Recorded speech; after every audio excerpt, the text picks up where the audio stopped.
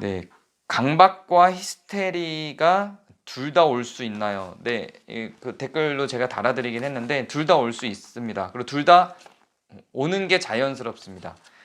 아, 외향적인 사람과 내향적인 사람을 나누잖아요. 근데 100% 외향적인 사람도 없고 100% 내향적인 사람도 없죠.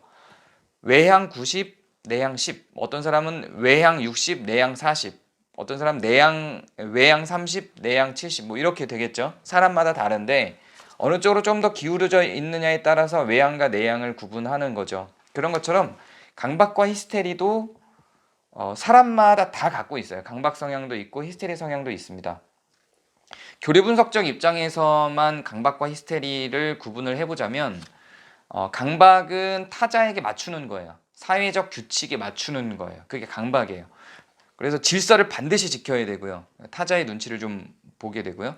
내가 통제하거나 억압할 수 있는 대상이면 내가 생각하는 그 규칙을 강요하게도 되죠. 그런 것들이 이제 강박의 한 선이라면 히스테리는 그런 타자가 내 규칙에 맞추기를 원하는 거예요. 타자가 나에게 맞추기를 원하는 거죠. 그래서 히스테리적인 성향이 강한 사람들은 타자가 뭐라고 말하면 나는 거기에 대해서 반대로 그냥 이야기를 해버리기도 합니다. 일부러. 왜냐하면 타자가 나한테 맞추기를 원하기 때문에 타자가 이쪽 길로 가자 그러면 난 저쪽 길로 갈 건데 나도 이쪽 길로 가고 싶었어도 난 저쪽 길로 갈 건데 이렇게 얘기할 수 있는 거야.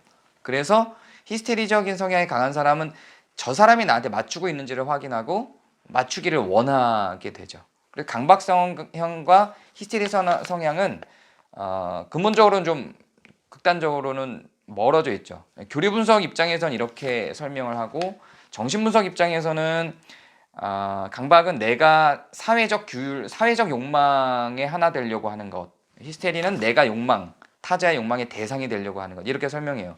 같은 개념이죠. 교리 분석 입장에서 초반에 설명한 것과 정신 분석 입장에서 설명하는 게 좀 비슷한 맥락이 있죠. 다만 교류의 문제로 접근을 하느냐, 욕망의 문제로 접근을 하느냐로 좀 차이를 둘 뿐이죠. 근데 어떤 사람은 이제 강박과 히스테리를 다 갖고 있어서 어떨 때는 내가 맞추려고 하는데 어떨 때는 저 사람이 나한테 맞춰주기를 바랄 때도 있죠. 그리고 대상에 따라서 아버지한테는 내가 맞추기를 원하는데 어머니의 경우는 어머니가 나에게 맞추기를 원하기도 하죠. 그렇게 강박과 히스테리는 사람에 따라서 적절하게 늘 다르게 나타나요. 어느 정도 균형을 이루고 사는 게 맞는 거죠. 그런데 문제가 되는 건 강박으로 너무 치우치든지 히스테리로 너무 치우치든지 하는 거예요. 어떨 때는 저 사람이 나한테 맞춰야 되는 상황이 존재하죠. 어떨 때는 내가 다른 사람에게 맞춰야 되는 상황이 존재하고요. 그래서 강박과 히스테리가 적절하게 있으면 그런 것들이 조율될 수 있는데 히스테리가 너무 깊어버리면 계속 다른 사람이 나한테 맞추기만 바라게 되고요. 강박이 너무 깊어버리면 내가 계속 다른 사람에게 맞추려고 하는 거죠. 특히 사회적 규율에 계속 맞추려고 하게 되겠죠. 그래서 이런 것들은 당연히 두 개가 다 있는 게 맞는 거고요. 그게 오히려 더 건강한 겁니다. 근데 이럴 수는 있어요. 이런 건 문제가 될 수 있어요. 너무 완전히 극단적인 강박으로 갔다가 갑자기 또 극단적인 히스테리로 갔다가 이렇게 막 그네 타듯이 왔다가 시소 타듯이 왔다 갔다 할 수 있죠. 이러면 힘들죠. 자기 스스로가. 건강하게 두 개를 다 갖고 있는 사람이 있는 반면에 이 극과 극이 완전히 왔다 갔다를 반복하는 사람이 있죠. 어떤 사람은 강박으로만 너무 매몰된 사람도 있고 어떤 사람은 또 히스테리로만 너무 매몰된 사람도 있겠죠. 그래서 히스테리적 성격장애라고 하는 게 있어요. 연극성 성격장애라고도 부르는데 이거는 끊임없이 모든 사람, 내가 주인공이 되어서 끊임없이 모든 사람들이 나한테 다 맞춰주기만을 원하는 거예요. 그래서 그걸 목적으로 모든 행동을 구성하는 거죠. 이런 것들을 아예 히스테리적 성격장애라고 부르기도 하고요. 반대로 내가 계속 사회적 규율에 정확하게 맞추려고만 노력하는 걸 강박적 성격장애라고 구분하기도 합니다. 강박증 외에도 그 강박성 성격장애가 따로 있고요. 히스테리증 외에도 히스테리성 성격장애라는 게 또 따로 있기도 합니다. 성향이 성격적으로 나타나느냐, 그것이 증상적으로 어떤 하나에 매몰돼서 나타나느냐에 따른 그런 분류입니다. 너무 설명이 길어지나요?